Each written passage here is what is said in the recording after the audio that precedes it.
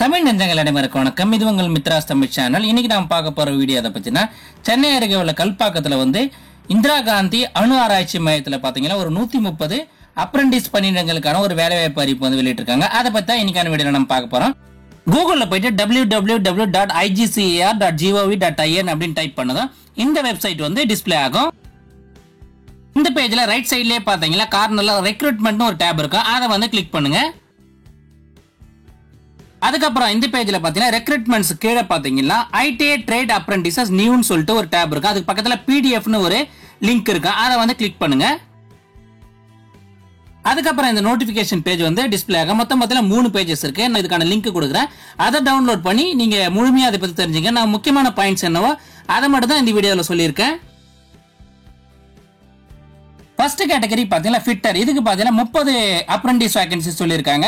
இதுக்கு பாத்தீங்கன்னா 10th முடிச்சிட்டு கூடவே பாத்தீங்கன்னா 2 இயர்ஸ் ஐடிஐல ஃபிட்டர் ட்ரேட் முடிச்சிருக்கணும் சொல்லியிருக்காங்க. டர்னர் கேட்டகரிக்கு பாத்தீங்கன்னா 5 வேகன்சி சொல்லியிருக்காங்க. இதுக்கும் பாத்தீங்கன்னா 10th முடிச்சிட்டு 2 இயர்ஸ் ஐடிஐ டர்னர் கோர்ஸ்ல முடிச்சிருக்கணும் சொல்லியிருக்காங்க. அடுத்த கேட்டகரி பாத்தீங்கன்னா மெஷினிஸ்ட். இதுக்கு பாத்தீங்கன்னா 5 வேகன்சி. இதுக்கும் 10th முடிச்சிட்டு 2 இயர்ஸ் ஐடிஐ முடிச்சிருக்கணும் சொல்லியிருக்காங்க. எலக்ட்ரிஷியன் கேட்டகரிக்கு 25 வேகன்சி சொல்லியிருக்காங்க. இதுக்கு பாத்தீங்கன்னா 10th முடிச்சிட்டு எலக்ட்ரிஷியன் ட்ரேட்ல 2 இயர்ஸ் ஐடிஐ கோர்ஸ் முடிச்சிருக்கணும் சொல்லியிருக்காங்க. அடுத்த கேட்டகரி பாத்தீங்கன்னா வெல்டர். இதுக்கு பாத்தீங்கன்னா 7 வேகன்சி சொல்லியிருக்காங்க. இதுக்கும் பாத்தீங்கன்னா 10th முடிச்சிட்டு வெல்டர் கோர்ஸ்ல 1 இயர் ஆவது குறைஞ்சபட்சம் படிச்ச ஐடிஐ சர்டிபிகேட் இருக்கணும் சொல்லியிருக்காங்க. அடுத்த கேட்டகரி பாத்தீங்கன்னா எலக்ட்ரானிக் மெக்கானிக். இதுக்கு பாத்தீங்கன்னா 10 வேகன்சி சொல்லியிருக்காங்க. இதுக்கும் பாத்தீங்கன்னா 10ஆம் வகுப்பு முடிச்சிட்டு 2 years ITI course electronic mechanic ட்ரேட்ல படிச்சிருக்கணும் சொல்லியிருக்காங்க. அடுத்த கேட்டகரி பாத்தீங்கன்னா இன்ஸ்ட்ருமெண்ட் மெக்கானிக். இதுக்கு பாத்தீங்கன்னா 12 வேகன்சி சொல்லியிருக்காங்க. இதுக்கும் பாத்தீங்கன்னா 10ஆம் வகுப்பு முடிச்சிட்டு கூடவே பாத்தீங்கன்னா 2 years ITI certificate course instrument mechanic பிரிவுல படிச்சிருக்கணும் சொல்லியிருக்காங்க. அடுத்த கேட்டகரி பாத்தீங்கன்னா டிராட்ஸ்மேன் மெக்கானிக்கல். இதுக்கு பாத்தீங்கன்னா 8 வேகன்சி சொல்லியிருக்காங்க. இதுக்கும் பாத்தீங்கன்னா 10th முடிச்சிட்டு கூடவே பாத்தீங்கன்னா 2 years ITI course draughtsman mechanical பிரிவுல படிச்சிருக்கணும் சொல்லியிருக்காங்க. அடுத்த கேட்டகரி பாத்தீங்கன்னா டிராட்ஸ்மேன் சிவில். இதுக்கு பாத்தீங்கன்னா 2 வேகன்சி சொல்லியிருக்காங்க. இதுக்கும் பாத்தீங்கன்னா 10ஆம் வகுப்பு முடிச்சிட்டு 2 years ITI course draughtsman civil ட்ரேட்ல முடிச்சிருக்கணும் சொல்லியிருக்காங்க. அடுத்த கேட்டகரி பாத்தீங்கன்னா mechanic refrigeration and air condition. இதுக்கு பாத்தீங்கன்னா 8 வேகன்சி சொல்லியிருக்காங்க. இவங்களுக்கும் பாத்தீங்கன்னா 10th முடிச்சிட்டு கூடவே பாத்தீங்கன்னா 2 இயர்ஸ் ஐடிஐ கோர்ஸ் சம்பந்தப்பட்ட ட்ரேட்ல முடிச்சிருக்கணும் சொல்லியிருக்காங்க. அடுத்த கேட்டகரி பாத்தீங்கன்னா கார்பெண்டர். இதுக்கு பாத்தீங்கன்னா 4 வேகன்சி சொல்லியிருக்காங்க. இதுக்கு பாத்தீங்கன்னா 10th முடிச்சிட்டு கூடவே பாத்தீங்கன்னா 1 இயர் கார்பெண்டர் கோர்ஸ் ஐடிஐல முடிச்சிருக்கணும் சொல்லியிருக்காங்க. அடுத்த கேட்டகரி பாத்தீங்கன்னா மெக்கானிக்கல் மெஷின் டூல் மெயின்டெனன்ஸ். இதுக்கு பாத்தீங்கன்னா 2 வேகன்சி சொல்லியிருக்காங்க. இதுக்கும் பாத்தீங்கன்னா 10th முடிச்சிட்டு 2 இயர்ஸ் ஐடிஐ கோர்ஸ் முடிச்சிருக்கணும் சொல்லியிருக்காங்க. அடுத்த கேட்டகரி பாத்தீங்கன்னா பிளம்பர். இதுக்கு பாத்தீங்கன்னா 2 வேகன்சி சொல்லியிருக்காங்க. இதுக்கும் பாத்தீங்கன்னா 10th முடிச்சிட்டு 1 இயர் ஐடிஐ கோர்ஸ் பிளம்பர் ட்ரேட்ல முடிச்சிருக்கணும் சொல்லியிருக்காங்க. அதுக்கு அடுத்த கேட்டகரி பாத்தீங்கன்னா மேஷன் சிவில் மிஸ்ட்ரி. அதுக்கு பாத்தீங்கன்னா 2 வேகன்சி சொல்லியிருக்காங்க. இவங்களும் பாத்தீங்கன்னா குறைஞ்சபட்சம் 8ஆம் வகுப்பு பாஸ் பண்ணிட்டு ஐடிஐல 1 இயர் கோர்ஸ் முடிச்சிருக்கணும் சொல்லியிருக்காங்க. அடுத்த கேட்டகரி பாத்தீங்கன்னா புக் பைண்டர். இதுக்கு பாத்தீங்கன்னா 1 வேகன்சி சொல்லியிருக்காங்க. இவங்களுக்கும் பாத்தீங்கன்னா 8ஆம் வகுப்பு பாஸ் பண்ணிட்டு கூடவே பாத்தீங்கன்னா 1 இயர் ஐடிஐ கோர்ஸ் முடிச்சிருக்கணும் சொல்லியிருக்காங்க. அடுத்த கேட்டகரி பாத்தீங்கன்னா programming and system administration assistant. இதுக்கு பாத்தீங்கன்னா 7 வேகன்சி சொல்லியிருக்காங்க. இதுக்கு பாத்தீங்கன்னா 10th முடிச்சு national trade certificate issued by national council for vocational training in computer operator and programming assistant இந்த கோர்ஸ் முடிச்சிருக்கணும் சொல்லியிருக்காங்க. ட்ரைனிங் பிளேஸ் பாத்தீங்கன்னா சென்னை கல்பாக்கத்துல சொல்லியிருக்காங்க. ஏஜ் லிமிட் பாத்தீங்கன்னா 16ல இருந்து 22 வயசுக்குள்ள இருக்கணும் சொல்லியிருக்காங்க. மேக்ஸிமம் ஏஜ் ரிலாக்சேஷன் பாத்தீங்கன்னா எஸ்சி எஸ்டிக்கு 5 வருஷமும் ஓபிசி கேண்டிடேட்ஸ் பாத்தீங்கன்னா 3 வருஷமும் கொடுத்திருக்காங்க. ட்ரைனிங் பீரியட் அதுக்கப்புறம் இதுக்கான ஸ்டைஃபண்ட் எல்லாமே பாத்தீங்கன்னா கவர்மெண்ட் அப்ரண்டிஸ் ஆக்ட் ரூல்ஸ் படி வழங்கப்படும் சொல்லியிருக்காங்க.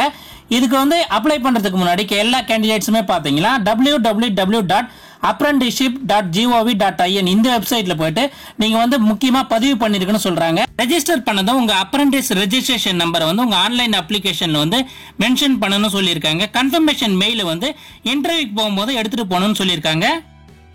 இதுக்கான செலக்ஷன் பாத்தீங்கன்னா நேர்முக தேர்வு மூலமா தான் கேண்டிடேட்ஸ் செலக்ட் பண்றதா சொல்லியிருக்காங்க. டேட் டைம் மற்ற டீடைல்ஸ் எல்லாமே பின்னர் அறிவிக்கப்படும் சொல்லியிருக்காங்க. சோ இதுக்கு அப்ளை பண்றதுக்கு முன்னாடி நீங்க கவர்மெண்ட் அப்ரண்டிஸ் வெப்சைட்ல ரெஜிஸ்டர் பண்ணிருக்கணும். அதை முக்கியமா ஞாபகம் வச்சுங்க. நீங்க ஆல்ரெடி ரெஜிஸ்டர் பண்ணிருந்தீங்கன்னா அந்த ரெஜிஸ்ட்ரேஷன் நம்பர் உங்க ஆன்லைன் அப்ளிகேஷன்ல பதிவு பண்ணா போதும். அதுக்கப்புறம் என்ன சொல்லியிருக்காங்கன்னு பாத்தீங்கன்னா இன்டர்வியூக்கு செலக்ட் ஆன கேண்டிடேட்ஸ் இன்டர்வியூக்கு போகும்போது என்னென்ன டாக்குமெண்ட்ஸ் எடுத்துட்டு போனோம் அந்த விவரங்களை சொல்லியிருக்காங்க. ஃபர்ஸ்ட் பாத்தீங்கன்னா இதுக்கு அப்ளை பண்ண ஆன்லைன் அப்ளிகேஷன் ஃபார்மோட பிரிண்ட் அவுட் அதுல பாத்தீங்கன்னா உங்க போட்டோகிராஃப் பேஸ்ட் பண்ணிருக்கணும் சொல்லியிருக்காங்க. அதுக்கப்புறம் பாத்தீங்கன்னா date of birth certificate, community certificate, அதுக்கப்புறம் ஆல் எஜுகேஷன் சர்டிபிகேட், அதுக்கப்புறம் பாத்தீங்கன்னா ஐடிஐ மார்க் ஷீட், அதுக்கப்புறம் ITI certificate, Aadhaar card, proof of mother's name இருக்கிற சர்டிபிகேட், அதுக்கப்புறம் பாத்தீங்கன்னா confirmation copy of apprentice registration நீங்க பண்ண கன்ஃபர்மேஷன் காப்பி அதையும் எடுத்துட்டு போன சொல்லியிருக்காங்க. எக்ஸ்பீரியன்ஸ் சர்டிபிகேட் ஏதாவது இருந்துச்சுன்னா அதையும் எடுத்துட்டு போன சொல்லியிருக்காங்க. இன்டர்வியூக்கு போகும்போது மேல சொன்ன எல்லா சர்டிபிகேட்ஸோட ஒரிஜினல், அதுக்கப்புறம் அதனோட ஜெராக்ஸ் எல்லாத்தையும் வந்து எடுத்துட்டு போகணும்னு சொல்லியிருக்காங்க. ஜெராக்ஸ் காப்பியில வந்து நீங்க வந்து செல்ஃப் அட்டஸ்ட் பண்ணிருக்கணும்னு சொல்லியிருக்காங்க. அதை முக்கியமா ஞாபகம் வச்சுங்க. அதுக்கப்புறம் சில ஜெனரல் இன்ஸ்ட்ரக்ஷன் சொல்லியிருக்காங்க. அதுல முக்கியமா என்ன சொல்லியிருக்காங்க பாத்தீங்கன்னா டேட் ஆஃப் பர்த், அதுக்கப்புறம் உங்க நேம் எல்லாமே பாத்தீங்கன்னா 10th அப்புறம் +2 மார்க் ஷீட்ல இருக்கிற மாதிரியே இருக்கணும்னு சொல்லியிருக்காங்க. அதுக்கப்புறம் முக்கியமா என்ன சொல்லியிருக்காங்கன்னு பாத்தீங்கன்னா அப்ளை பண்ற கேண்டிடேட்ஸ் வந்து எந்த போஸ்ட்டுக்கு அப்ளை பண்றாங்களோ அந்த சம்பந்தப்பட்ட ட்ரேட்ல மட்டும்தான் ஐடிஐ கோர்ஸ் வந்து முடிச்சிருக்கணும்னு சொல்லியிருக்காங்க. அதுக்கப்புறம் பாத்தீங்கன்னா உங்க அப்ளிகேஷன் கூடவே பாத்தீங்கன்னா 2 கான்ட்ராக்ட் சர்டிபிகேட் வந்து கெஸ்டட் ஆபீசர் வாங்கி அந்த கான்ட்ராக்ட் சர்டிபிகேட் வந்து அனெக்ஸ் பண்ணிருக்கணும்னு சொல்லியிருக்காங்க. ஏற்கனவே அப்ரண்டிஸ் ட்ரைனிங்க முடிச்ச கேண்டிடேட்ஸ் வந்து இதுக்கு அப்ளை பண்ண முடியாதுன்னு சொல்லியிருக்காங்க. செலக்ட் ஆகிற கேண்டிடேட்ஸ் பாத்தீங்கன்னா போலீஸ் வெரிஃபிகேஷன் சர்டிபிகேட் வந்து லோக்கல் போலீஸ் ஸ்டேஷன்ல வாங்கி சப்மிட் பண்ண வேண்டியது இருக்குன்னு சொல்லியிருக்காங்க.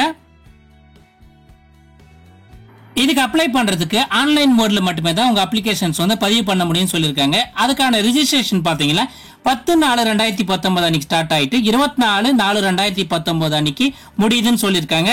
இதே வெப்சைட்ல பாத்தீங்கன்னா ரைட் சைட்ல ரெக்ரூட்மெண்ட் ஒரு டேப் இருக்கும். அந்த டேபை கிளிக் பண்ணீங்கன்னா அதுக்கான லிங்க் வந்து ஓபன் ஆகும். அதுல பாத்தீங்கன்னா உங்க email ID, mobile number use பண்ணி பேசிக் ரெஜிஸ்ட்ரேஷன் முடிச்சு உங்க டாக்குமெண்ட்ஸ் எல்லாம் அப்லோட் பண்ணி இதுக்கான அப்ளிகேஷன் வந்து நீங்க பதிவு செய்யணும்னு சொல்லியிருக்காங்க. உங்க ஆன்லைன் அப்ளிகேஷனை ஃபில் பண்ணும்போது உங்க டேட்டாஸ் வந்து கரெக்டா வந்து ஒரு முறைக்கு 2 முறை செக் பண்ணிட்டு நீங்க வந்து கரெக்டா என்டர் பண்ணுங்க. ஏன்னா ஃபைனல் சப்மிட் பண்ணிட்டீங்கன்னா திரும்ப வந்து எடிட் பண்றது ரொம்பவே கஷ்டம். அதனால உங்க டேட்டாஸ் என்டர் பண்ணும்போது ரொம்பவே கேர்ஃபுல்லா வந்து என்டர் பண்ணுங்கன்னு சொல்லியிருக்காங்க. இதுக்கு அப்ளை பண்ணும்போது ஆக்டிவ்ல இருக்க உங்க mobile number, email ID use பண்ணி நீங்க வந்து பதிவு பண்ணுங்க. ஏன்னா எல்லா வித கம்யூனிகேஷனுமே பாத்தீங்கன்னா உங்க இமெயிலுக்கு மொபைல் நம்பருக்கு மட்டுமே தான் அனுப்பப்படும் சொல்லியிருக்காங்க. எல்லா டீடைல்ஸையும் என்டர் பண்ணிட்டு உங்க அப்ளிகேஷன் வந்து ஃபைனல் சப்மிட் கொடுத்ததும் பிரிண்ட் பண்றதுக்கு ஒரு ஆப்ஷன் வந்து டிஸ்ப்ளே ஆகும். அதை யூஸ் பண்ணி உங்க அப்ளிகேஷனை பிரிண்ட் அவுட் எடுத்துட்டு அதுல உங்க போட்டோகிராஃப், சிக்னேச்சர் ரெண்டுத்தையுமே வந்து போட்டுட்டு அதை வந்து நீங்க இன்டர்வியூக்கு போகும்போது இந்த அப்ளிகேஷனோட பிரிண்ட் அவுட்டை வந்து நீங்க கண்டிப்பா வந்து எடுத்துட்டு போகணும்னு சொல்லியிருக்காங்க. இந்த வீடியோ உங்களுக்கு பிடிச்சிருந்தா மறக்காம இந்த வீடியோக்கு ஒரு லைக் கொடுங்க. இது யூஸ்ஃபுல்லா இருக்குன்னு நினைச்சீங்கன்னா உங்க ஃப்ரெண்ட்ஸுக்கு எல்லாம் ஷேர் பண்ணுங்க. அடுத்து ஒரு யூஸ்ஃபுல்லான வீடியோவில் உங்களை சந்திக்கிறேன். நன்றி, வணக்கம், ஆல் தி பெஸ்ட்.